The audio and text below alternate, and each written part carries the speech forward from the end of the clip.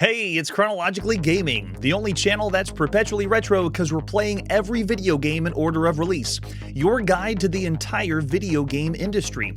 Join me playing the video games at the beginning of December 1982.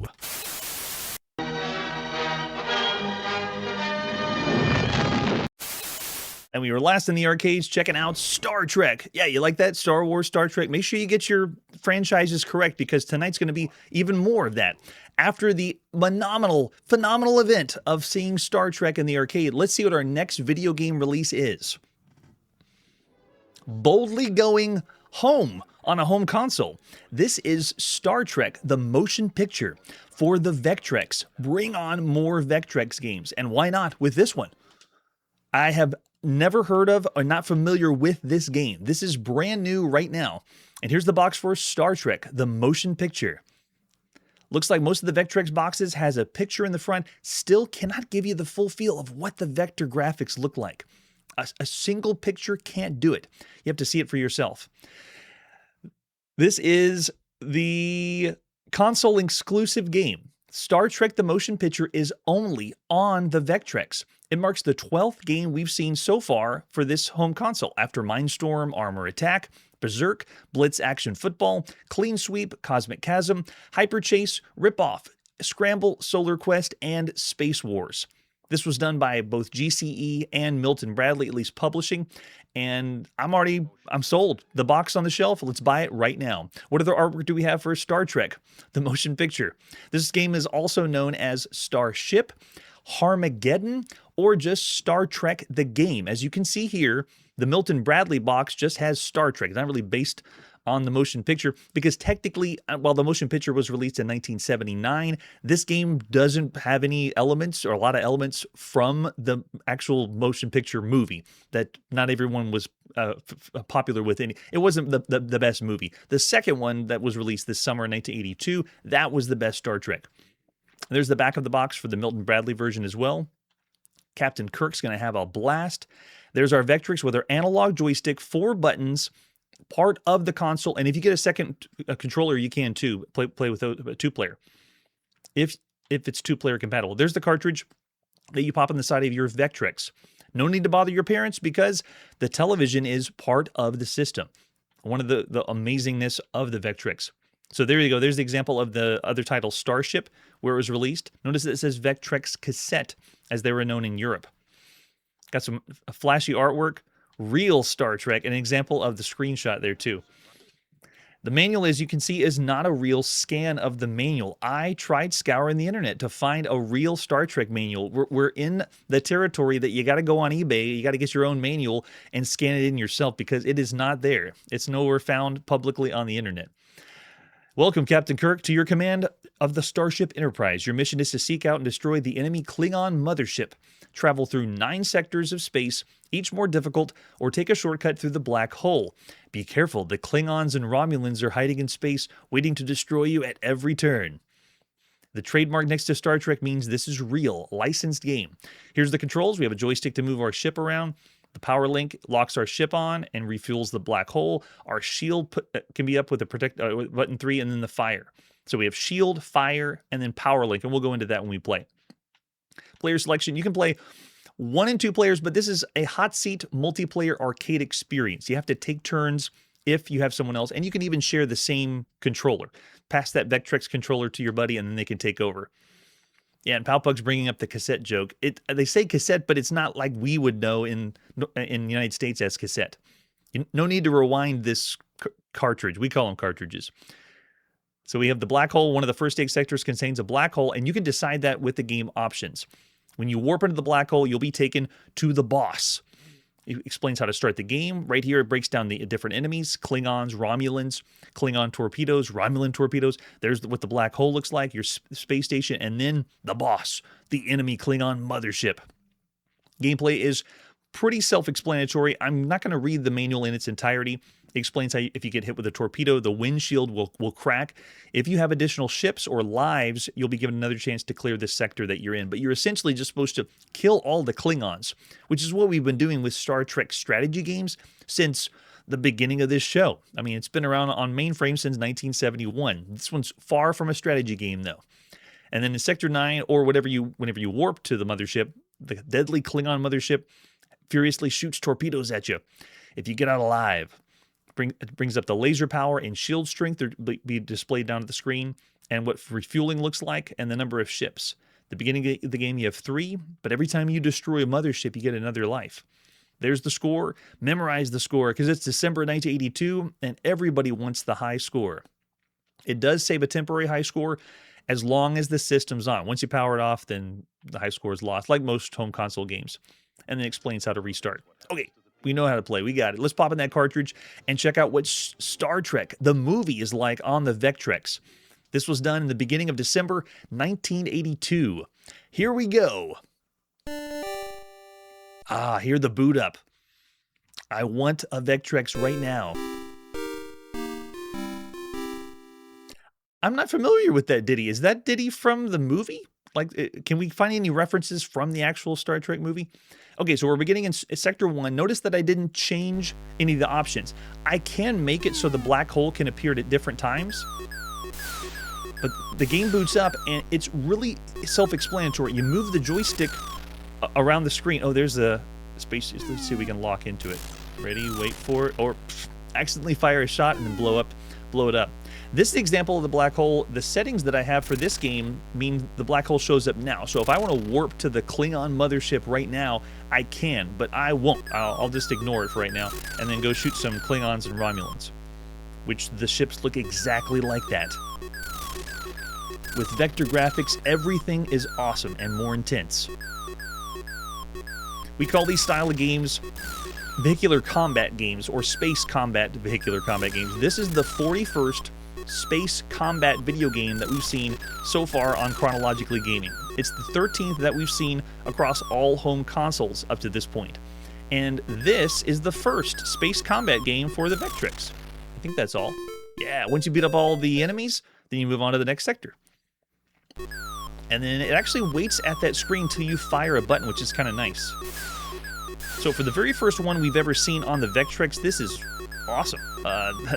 This plays very much like our classic arcade game. Oh, and they got me. There's one of my lives down. If you look down at the bottom of the screen, it shows firepower and it shows shield strength. Everything that you're seeing on the screen that is not lit up is part of the overlay. The Vectrex had a overlay that you put over the CRT to add, the Star Trek motion picture. It says firepower, shield strength, player 1, player 2. All that is not part of the game. The only thing the game is doing is a black and white vector-based graphics, or monochrome color. The overlays provided all the color. I'm doing a strategy which is just try to keep moving, so if there's any shots fired at you, you can quickly get out of the way. Not succeeding at it, though. Now, let's see if we can find... There's one. Got it. If you time it just right, you can. And that just increases some of our firepower and shield strength. Right there is our shields. Looking good. And you can do that if something's flying your way and you need to deflect it. But you have to time it right. So that's meant to represent our shields. Usually these kind of games, the space combat games, are combined with strategy. Think of games like Star Raiders. But some of the straight, just space combat games with no strategy usually have been on the home consoles. Some other home console examples of space combat games have been like Cosmic Conflict on the Philips Videopac and Magnavox Odyssey, Star Voyager that's on the Atari 2600, Galactic Space Wars on the Fairchild Channel F, then there's Outer Space or Starship on the Atari 2600, and Outer Space Combat on the Enterton VC4000. There's also Space Battle on the Intellivision, which was later renamed Space Attack on the Atari 2600 that we've seen. And then just recently we saw Space Mission that's on the Arcadia 2001. So for game options, I know it gives you game options, but it's really just the option of where the black hole is going to be. So it doesn't really change too much. You don't really have game variations. What you're seeing here is the entire game. Oh, no, easy. I want to make sure I get my shields ready. There we go. Take a look at the shield strength down at the bottom, and then your firepower. So you want to make sure you're aiming at the correct spots. Oh, I actually blew up one of their shots. Awesome. I didn't even know I could do that. But if you have a lot of missed shots, you can notice my firepower going down. If your firepower goes all the way down, then you're stuck. Unless you're at a place where you can use a black hole and then warp. But it does have that classic arcade gaming loop. It'll just keep going, and the top left will be your score. And if you do play with 2 different people, it'll just have the score displayed on the player 2 side. It's 3D wireframe graphics. It's the 42nd vector-based video game that we've seen so far on all systems on Chronologically Gaming. 31 of them have been in the arcades so far, and the rest have been on the Vectrex. It has the analog joystick, and the other thing that makes this special is this is not a fan game of Star Trek or a strategy game of Star Trek. This is a licensed Star Trek game. This is a real game. This is the 3rd game that we've seen that's been an official Star Trek game.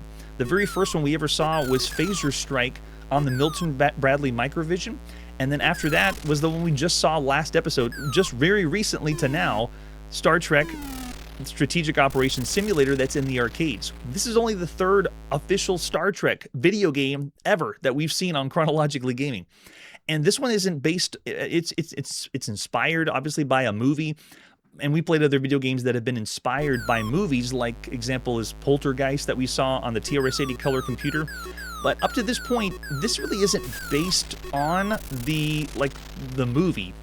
They call it Star Trek the Motion Picture, the one from 1979, but this really has nothing. You could call it anything. That's why it was called other names, because no one could play this game and be like, "Oh, this is Star Trek the 1979 movie, right?" No one can get that from this game.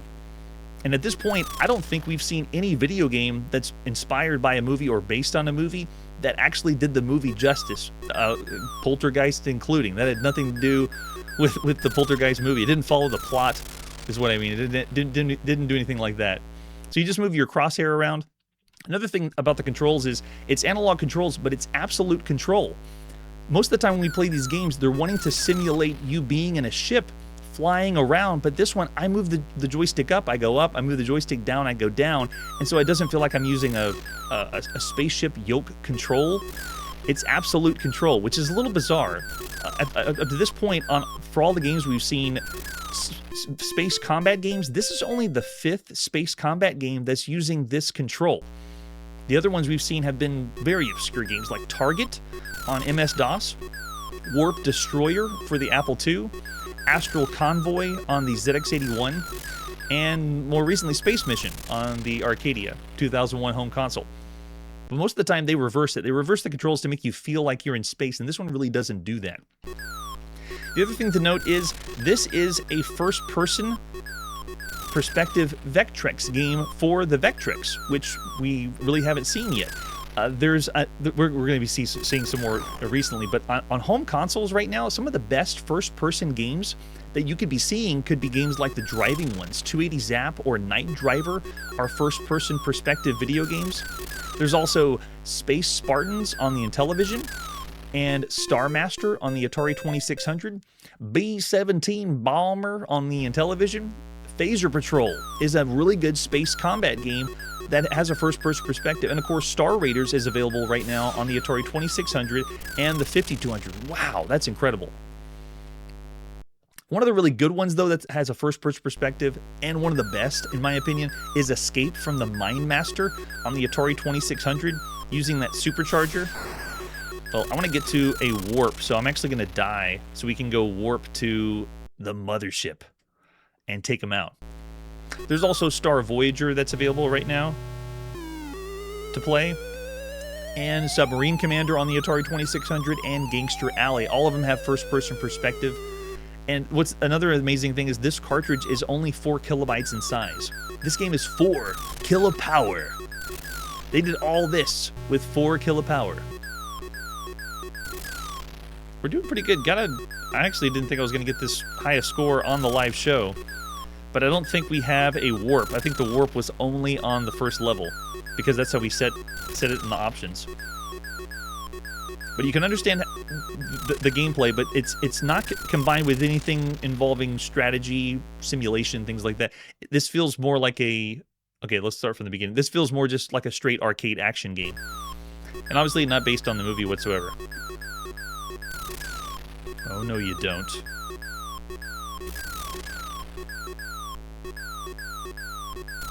And the overlay's kind of nice, adding the little square around the crosshair. I kind of like that. The other thing that the Vectrex offers is this viewpoint. The whole screen is portrait mode, which makes it feel even more like an arcade game. Really nice touch. I like that. I'm not seeing the warp. I want to be able to do that. But they just keep coming like this. Can you stay alive? Can you balance out the timing for your shields? There it is. Get it. Warp. Yes. Engage. And now you can see the Klingon mothership. It's scary. And we're already dead that fast. How many more lives do we have? Gosh, and I didn't even get a chance to use my shield. Yeah, and there you go. That's the end of that one. That was really fast. But that's your first experience of Star Trek, the motion picture, for the Vectrex.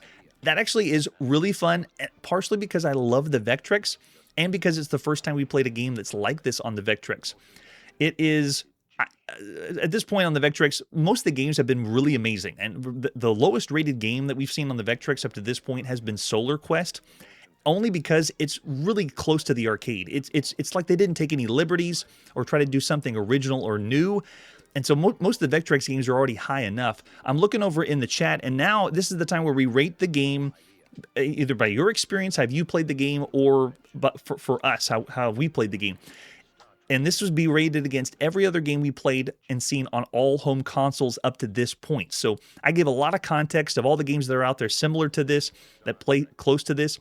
Most of the people are throwing out 3.5 stars. I see from Charlie and Paul, 3 to 3.5. Mike's saying 4, definitely at least 3.5 or above average. And 3 stars is about our average range for all the games you could play up to this point. Yeah, and it does bank really smoothly, Scruffy, but that's because you're using what I said, the absolute control.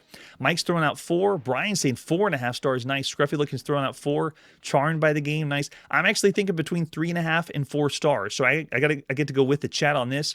I'm getting mostly, actually the average still looks like 3.5 stars. I don't think enough people pushed at 4. Oh, at least 3.5? Yeah, it's tricky. It's still a very well done game, and you know what? Still, because it's the Vectrex, and I did get a 4.5, 2 4s. Yeah, I'm gonna go 4 stars for Star Trek: The Motion Picture. It's also console exclusive. You can't get this anywhere else, so that might bump it up a little bit too. But it's still fun. Plays very well, and you have to take turns if you play it with someone else. But still a good time. All right, after that, video game release. What is next? More for the Vectrex. I know you wanted more, so I'm bringing you more. This is Starhawk. Let's check it out together. Starting with the box. Starhawk on the Vectrex. We originally saw Starhawk in the arcades in 1979. This is the first and only official port at home of Starhawk. This box that we're looking at is actually from Germany. It's the only one I could find the complete box. I'm talking box, spine, and back. You can see the multi-language options right here on the back, and you can see it's published by Milton Bradley. It was also available by GCE, General Computer Electronics. This marks the 13th game that we've seen on the Vectrex so far, and I already listed every single game, so I won't do that one again. I'm not exactly sure who did the port for this one, but I know that Tim Skelly did the original arcade, so he might have been involved with this, or maybe not. It may have been someone else that did it, but I don't know for sure who did this port for the Vectrex. So if you did, or you know who did, then drop me a line. What other artwork do we have for Starhawk? This is the GCE box, the first one you would have seen from North America. Box looks very similar to all the ones we've seen. Bring on the vector-based graphics. Yeah, loving it. And there's our Vectrex. Has its own screen, has its own handle too. There's so much to love. Tell me things that are not good about the Vectrex. I mean, in December 1982, there's plenty of things you can tell me bad about the Vectrex now that we're filming this live. But right now in December 1982, there's nothing. You can't tell me anything that's bad about the Vectrex. It does it all. It's the best home console. And there's the example of the screenshot. Okay, Paul, maybe price. That's true. It was higher end cost than everything else out there. Here's the manual for Starhawk. Once again, I don't have a scan. I scoured online. Where's the real scans? Because we've seen them for the Vectrex. Starhawk is elusive. I could not find it. Fasten your seatbelt. You're the pilot defending the sovereignty of your planet. Don't blink. You might miss one of the alien vessels. It explains the setup, how you plug everything in. Starhawk controls a built-in control panel for a 2-player game. Oh, 2 players at the same time. I love it. The joystick moves your ship's gun sight as you travel over the planet. The fire button fires missiles. Easy peasy. You don't even have to use the other 3 buttons on the Vectrex.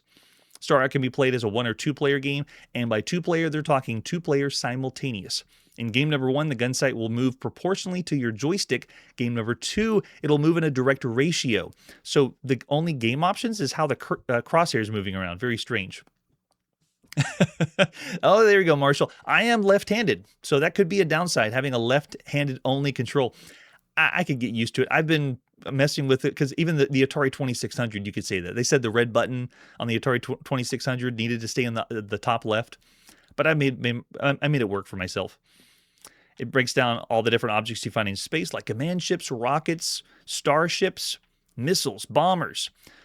The gameplay is going to be flying over the planet, protecting your comrades from alien ships trying to infiltrate your culture.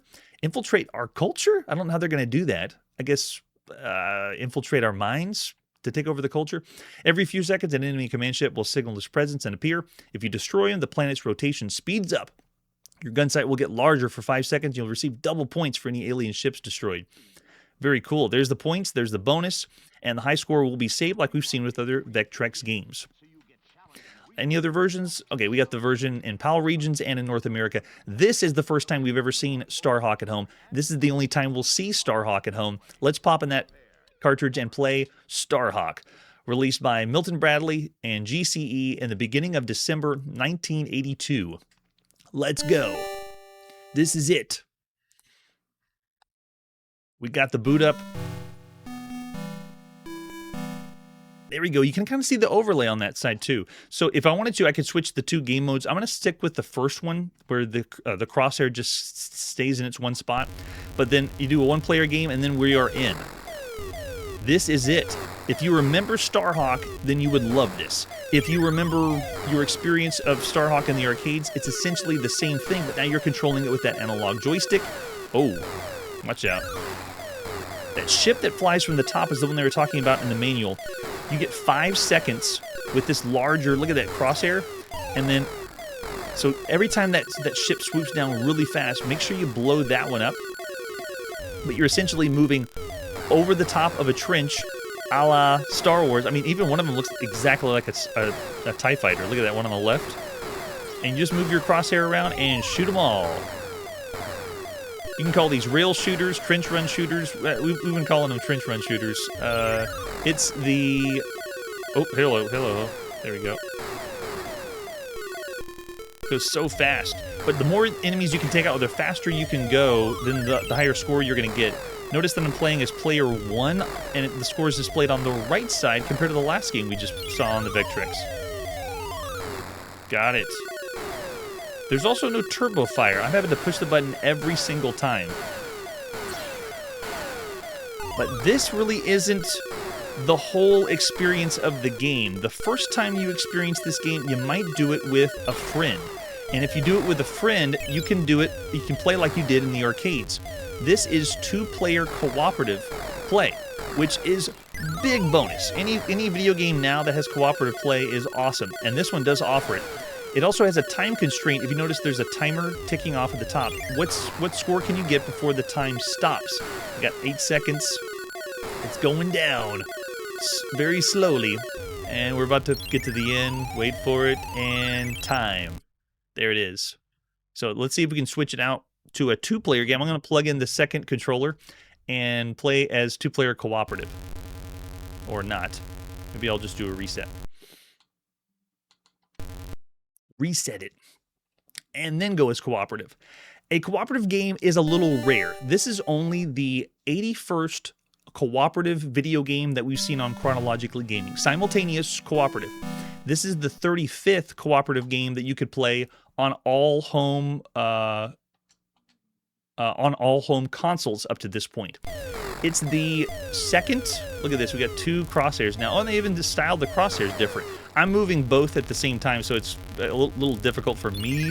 But I just wanted you to see that you can play with someone else at the same time, or control 2 crosshairs at the same time if you wanted to. On the Vectrex, this is the 3rd simultaneous cooperative video game that we've seen so far. After Armor Attack, and ripoff. So this console already has cooperative video games, and this still also has a single-player mode if you wanted to play like I just showed you. But we call these games trench run shooters. You can also call them rail shooters because of the way this one's displayed. But this is the 12th trench run shooter that we played on Chronologically Gaming, based on the trench run from Star Wars, after games like Starhawk and Space Encounters that we've seen in the arcades. We also saw Starfighter and Torpedo Run on the Commodore PET.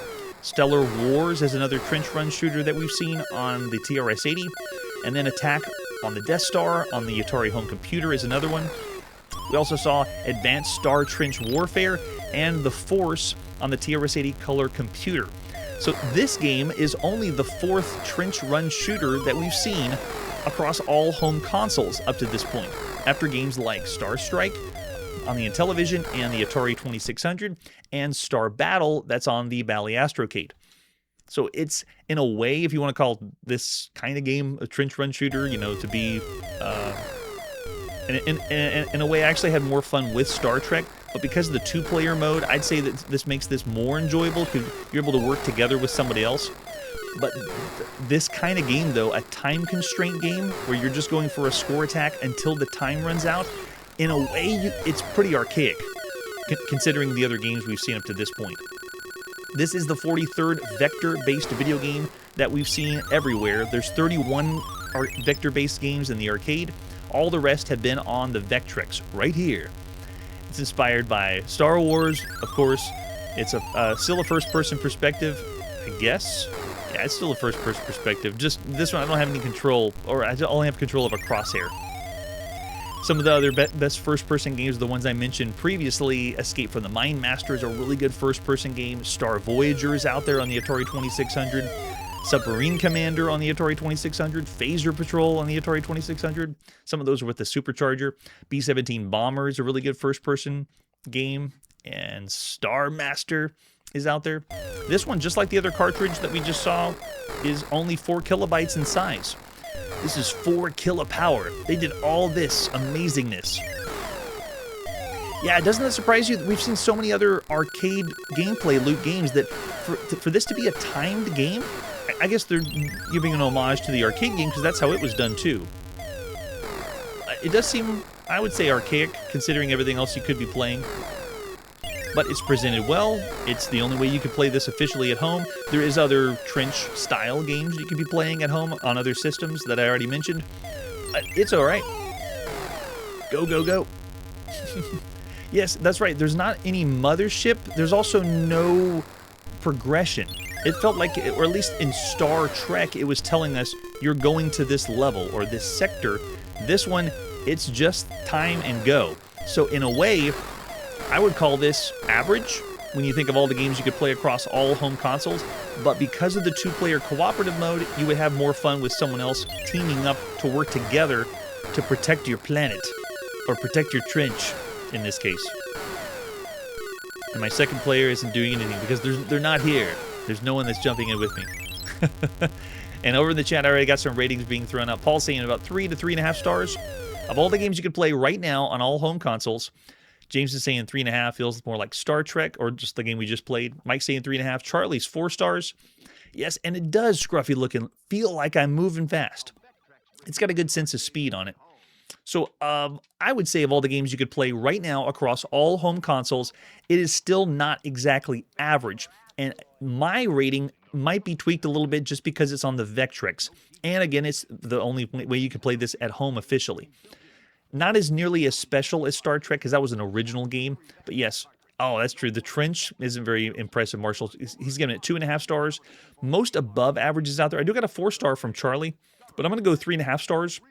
Of all the games you could play across all home consoles, if it wasn't on the Vectrex, I might just say average.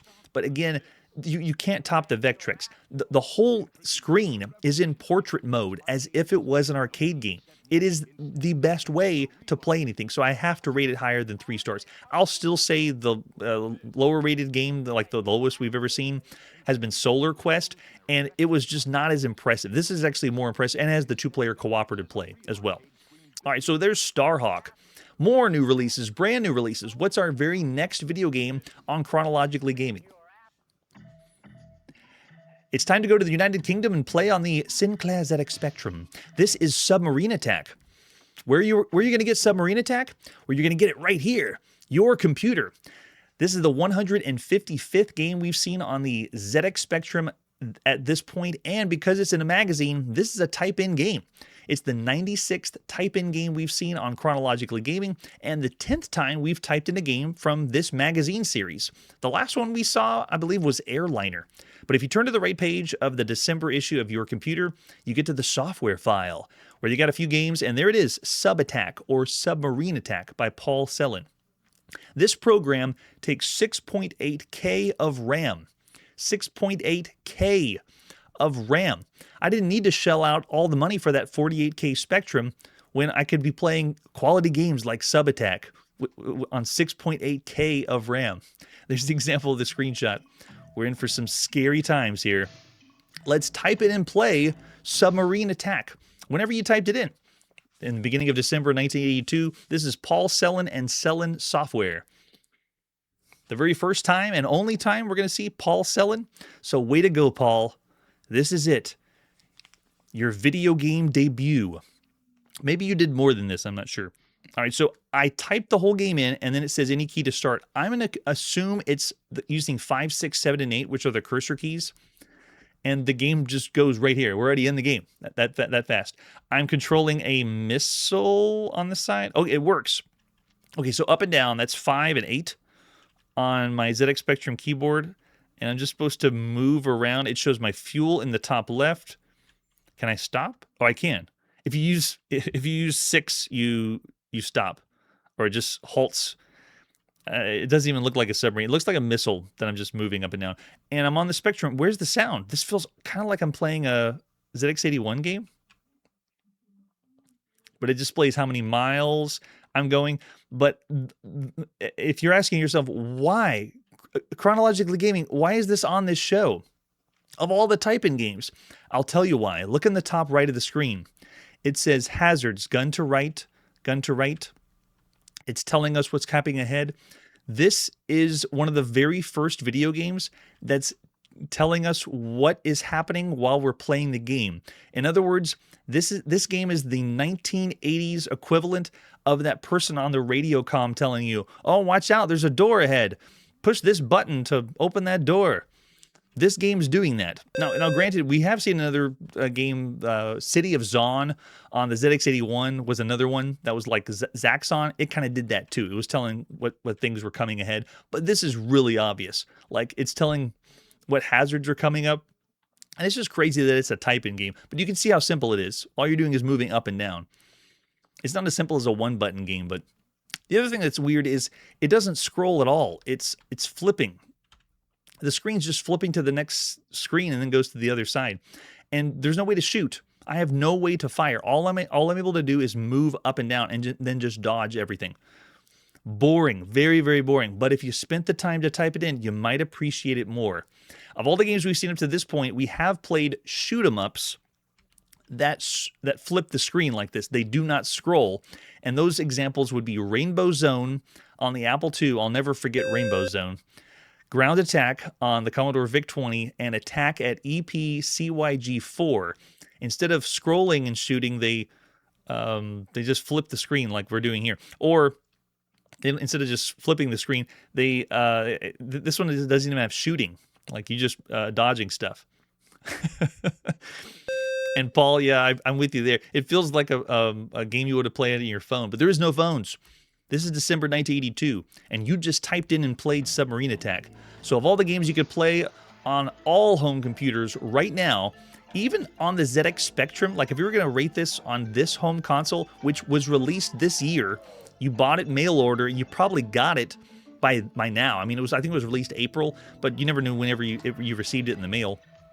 I still would give this game on the ZX Spectrum alone a 1.5. I mean, on this one. But if we're going to rate this with all the other home computers that are out there, I see people giving 1.5. Yeah, this is borderline broken, in my opinion. And when you say broken is somewhere in the 1-star range, did anyone give it lower than 1?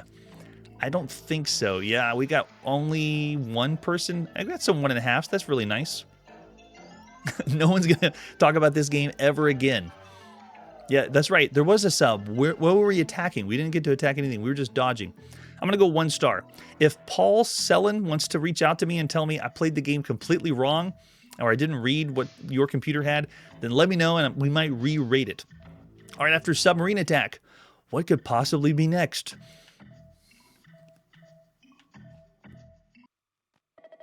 All right, we're going to hang out in Europe a little bit longer and play on the Philips Videopac G7000. This is Super Cobra. We love Super Cobra. Here's the box for Super Cobra. We originally saw Super Cobra in the arcades in June 22nd, 1981. Since then, we've seen Super Cobra officially on the Intex AdventureVision in October 1982 and the Sword M5 at the end of November in 1982. This is the latest real release of Super Cobra. It's for the Philips Videopac G7000, and it's going to be released later in Brazil. We're not going to really cover that version. I believe 1984 is when that release is. This is the first release of this on this home console. This is the 47th game we've seen on this home console up to this point. And if you're not in Europe and you're more like the Odyssey 2, we've seen 42 games up to this point that have been released for the Odyssey 2. This is by Parker Brothers. The 7th time we've seen Parker Brothers on the show. On consoles, they've done only 7 games, but they've done lots and lots of handhelds that are out there. And of course, Parker Brothers has board games and other toys and things like that. The other games we've seen so far have been games like Star Wars on the Atari 2600 by Parker Brothers, Frogger's out there on the Atari 2600 and the Philips Videopac. Amadar is also by Parker Brothers that we've seen.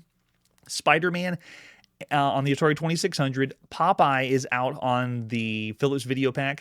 And so this is the latest by Parker Brothers. The front of the box works pretty good. The front of the box is actually the French front of the box.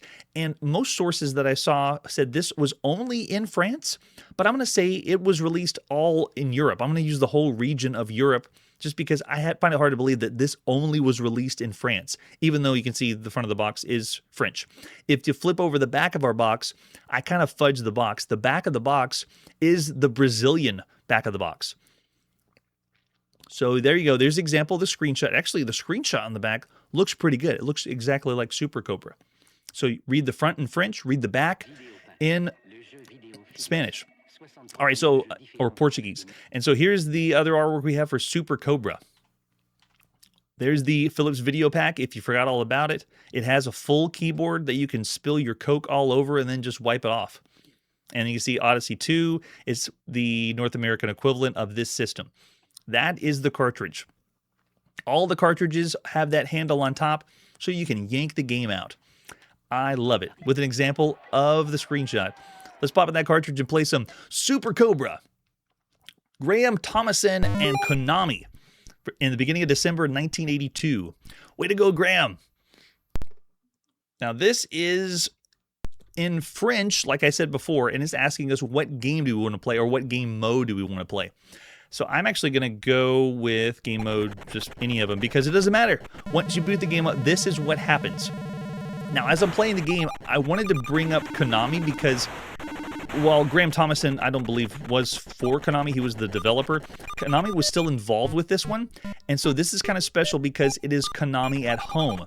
This is the 45th video game that we've seen so far that Konami has done. They've done 19 games we've seen in the arcades. Because of Frogger, we've seen Konami on the Atari home computer, on the Apple II, on the TRS-80, on the ZX81. Konami's done 5 games for the NEC PC 6001. They've done 3 games for the Puta, 2 games for the Sword M5, 2 games on the Intex AdventureVision, 4 games for the Arcadia 2001, 3 games on the Atari 2600, including Puyon, which is like official. Konami did it in-house. We've seen 1 game on the Vectrex. This is the 2nd game that Konami has done on the Videopac after Frogger. Am I done? Is that the game over? Put my score. Okay, then it goes to the next. That was a quick death, really fast. Also noticed with the game modes, I had no multiplayer modes. This is single player only.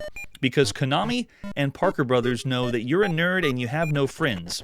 You're going to play this all by yourself. There's a lot to unpack here.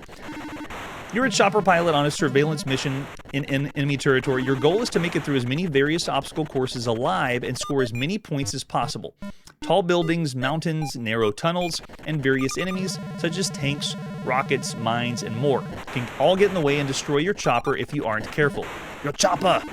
To help defend yourself, the chopper is armed with a machine gun and bombs which can be used to destroy the enemy tanks and rockets. To make the task more difficult, your chopper has a limited amount of fuel. Throughout the landscapes are fuel tanks. If one of these is shot or bombed, you'll be awarded with extra fuel. As the levels progress, the enemies become more aggressive, fuel becomes more scarce, and the landscape becomes trickier to navigate. So if you're familiar with this show, we've seen plenty of games like this and similar to this. Even though we've seen official Super Cobra games, this game really doesn't play like Super Cobra. There's so much to explain. The first thing is, when you boot the game up and move around, the joystick, I have freedom of movement, but there's only one button on the Philips Videopac. So when I push the button, like do a tap, I fire a shot. The next thing I wanted to show you was if I move the screen over to this side, if you look down the bottom right, I have some dots. If you hold down the button, those dots are your bombs. So with the same button, that's me using my bomb. There you go. See, I'm holding the button down, so there's a little delay, but that's how you do a bomb. And you have a limited supply, and whenever you're out, that's it. You can't use any more bombs. But you can keep firing your shot here. Do I have a turbo? I do have a turbo. Nice. I don't think it likes the turbo. It keeps making crazy noises. The game itself is a great game. I really enjoy Super Cobra. Most of the ports we played have been a blast. This one doesn't play exactly the same. In fact, I'm wondering, what are the fuel tanks, and where's the fuel? Where is it tracking that? Because down below, this is what the Videopac and the Odyssey 2 have done. They allow you to put your score in where the blue question marks are, because they had a full keyboard. You could type in your name as the high score, which is really nice. All right, so let me go through the game. We call these scrolling shoot-em-ups, but this game isn't scrolling, is it? It's still a shoot-em-up because Super Cobra is considered a shoot-em-up, and we are shooting, so it's the 187th shoot-em-up we've seen on Chronologically Gaming, even though it's not exactly like all the shoot-em-ups. This is the 25th shoot-em-up that we've seen on all home consoles up to this point, and it's only the second on the Videopac, after Freedom Fighters. But Freedom Fighters really didn't have scrolling either. It was basically on one screen. It was like pseudo-scrolling. This game does offer the classic arcade gameplay loop. If you can get to the end or see the next level as it progresses, you can loop around. However, there's not many screens. There's not many levels, at least not as many as Super Cobra has. But the controls are self-explanatory. I can move around freely. Absolute control. It's that shot that's a little different and strange. I wonder why they didn't give you a bomb control from the keyboard. Like you could push a key and then drop the bomb that way. So this is one of those few video games that is a port difference. A different port than what we saw in the arcades. And there's the end of the game. Every time you start the game, down at the bottom right, you can see it says the number 10. That's how many times you can be hit by an object or smash into the wall before you blow up or get cut in half, as you saw. This game is different in the bad way compared to the Sword M5 port of Super Cobra that we saw, which was an improvement. It was a port difference, but in the good way. It actually did things the arcade game didn't do. This one, I guess they're having to deal with the limitations of the hardware. This cartridge size is an 8 kilobyte cartridge, 8 kilopower to make Super Cobra happen on the Philips Videopac. Uh-oh, ran out of bombs. Not looking good. We'll just blaze past as fast as we can. It does keep a temporary high score if you are keeping track, and you could take turns with your friend. But I'm going to try to do my best to show you the end because the game really is not that long. Let's keep going. See if we can see the end of this thing. Super Cobra came right after Scrambles was released in the arcades, so we still call this a variant or clone of Scramble. This is the 58th clone or variant of Scramble that we've seen on Chronologically Gaming. Lots and lots of shooters that are like this. Well, not like this. Most aren't doing what we're seeing on the screen right now. Going from screen to screen like this. Okay, nice and easy. Oh, I guess I gotta get under it. No, don't do it. All right, I'm just gonna fly past it. Only got 6 hits left. At this point, we've seen 13. Oh my gosh, look at that. Cheap. Just because we couldn't see the screen ahead. That's terrible. At this point, we've seen 13 variants or clones of Scramble in the arcade. 41 clones of Scramble on all home computers. This is the 4th variant or clone of Scramble that we've seen on all home consoles up to this point. Cosmic Avenger and Cosmic Avenger on the ColecoVision, Super Cobra on the Adventure Vision, and Scramble on the Vectrex have been the only other home console versions of this game. The rest of the shoot-em-ups that we've seen on home consoles are usually like Defender games. But it's still fascinating to know that while you would look at this and say, this is just terrible. This port doesn't do any justice to the game at all. I don't even think we can do the objective where we pick up the crate like you're supposed to in Super Cobra. But there's really not too much to compare to. And because it was only in Europe or in France, we didn't get to experience this in any other regions, except later, a couple of years from now, Brazil got this game. Were they thrilled? Anyone in Brazil watching our show right now?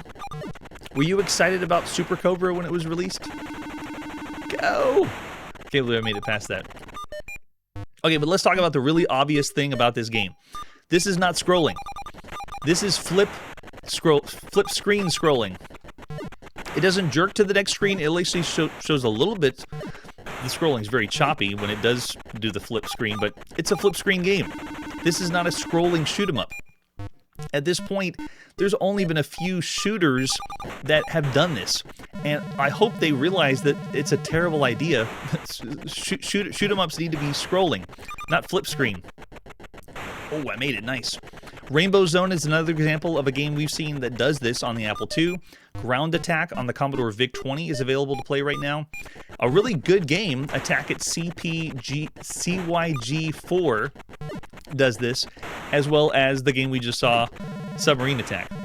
I'm just trying to collect and show you the just weirdest games. But I know why they did this. They just did it because of the limitations of the hardware. Uh-oh, not good. Gotta blow up those. Okay, we got 7 hits left. I think we could still do it. It's all right. But I gotta be honest with you. For everybody that's here for the live show, and as many times as I played this in my playtests and so forth, I actually kind of enjoy this, and I don't know what it is. I think it might be because I like Super Cobra so much, and whenever you think of all the games we've played on all home consoles right now, there's something about this game that I still like and enjoy about the difference. How it's just so different than the other titles we've seen so far that it kind of compels me to move forward, to see what's next. What's the next screen going to reveal? Look at this. And what strategy are you going to use to make it to the next screen? And when you make it to the next screen and it scrolls this way, are you going to smash into the wall? It's a surprise. See, I didn't know that was going to happen. So this feels like my 1982 equivalent of a guilty pleasure video game. Where I don't exactly know why I like this, but I still like this. So I am not going to call this a bad title. I'm not going to say this is a game in the 2-star range. Oh, we're doing pretty good. 3 hits left. And Prime Rib's calling it a basic type-in. Yeah, it kind of feels that way. Uh-oh, we out of bombs? That is not good. There's a lot of improvements that this game could have done. Or, of course, Super Cobra that we've seen on the show. The best one. Even better than the arcade. Oh, look at this. What in the world is this? We actually have enemies flying at us, so they just switched the game up. See? Surprises all over the place. I still don't see the fuel. Where's my motivation to shoot the fuel like in Super Cobra? It looks just like score. I don't see anything going down. All right, let's get some of these, just in case they are fuel tanks. I already stated before, we didn't really get a manual for this. So we're going in blind. But it's still going. We've now reached the red zone. Oh, this isn't good. I gotta fly up fast. Let's see if I can pull back. Okay, and there's the money. I hit them. Oh, I can't believe I blew it up. Was I supposed to pick it up? Was that the payload? In Super Cobra, you're supposed to pick up a crate and then carry it to an objective, and that was the main draw. I hope I wasn't supposed to blow it up. Oh, here it is again. I still blew it up. I have no more hits. I'm about to split in half. What does that mean? Oh, it was game over. I guess I was supposed to pick it up. And then I blew up. Wow. So this game is interesting because on Chronologically Gaming, we've seen and played so many video games that anything unique and different is special. So Super Cobra is special, but in a way you could call it in the not really good special way. Looking over in the chat, I already got ratings being thrown out. Charlie saying level 2. Brian's 1.5 to 2 stars tops. And that's all the games you can play across all home consoles right now in December 1982. James is saying 1.5. That's right. If it did come out in 1984, when it came out in Brazil, we'd be rating it even lower, I'm sure. Charlie's actually saying 3 stars. Marshall's 3. Mike, definitely not for you. 2 stars. M. Tisky saying 3 stars. I actually, like I said, I consider this, I'm going to call it 3. It's an average game, just because it's so unique and different. You can definitely see all the flaws. It's only one player. The control scheme is a little awkward, but the moving from screen to screen still is amazing. It's still a good draw to make you want to play the game. Oh, I see, Paul. Yep, 3 for this platform, 2 overall. But yeah, it was growing on me, but what you saw was pretty much it. That was the end. That dollar sign was pretty much the end. The color change is cool. I like it. I'm still going to go 3 stars. I won't call it bad. I'll call it a 3-star console video game right now in December 1982. All right, now we got to put our video game playing on pause. Thanks again, everyone that's here live for Chronologically Gaming in December 1982. Seeing us go game by game by game by game. I also want to give a big shout out to all of our members on Patreon that are supporting the show and wanting us to add more games per episode, more episodes per week, and just be able to go through our quest even faster, because we're still in December 1982. Well, next time on Chronologically Gaming, we go Super Fresnel and Super Phobos on the Sharp X1 home computer, 3 holiday games on the Atari home computer, and witness the latest technology from Sega in the arcade. But it may not be what you expect. That's it for today, and like I always say, never judge a game by its cover. Always judge a game after you play it yourself. Hey everybody, thanks for checking out the channel and joining me on my quest to play every single video game in order of release. We'll be streaming live every Tuesday at 9 p.m. Central, so join us and be a Chronologically Gaming influencer, rating the games as we play them. This video wouldn't be possible without Launchbox, RetroArch, and Main. Tell all your friends there's some crazy guy named Chronologically Gaming trying to play every video game. We have links down below that give more information on the games we played this episode, as well as our Discord and Patreon. There's a link called All the Games We Have Played. If you go there, it's a list of everything, and you can click right to the game you want to see. Chronologically Gaming is the name to look for. We are perpetually retro, and we will catch you next time.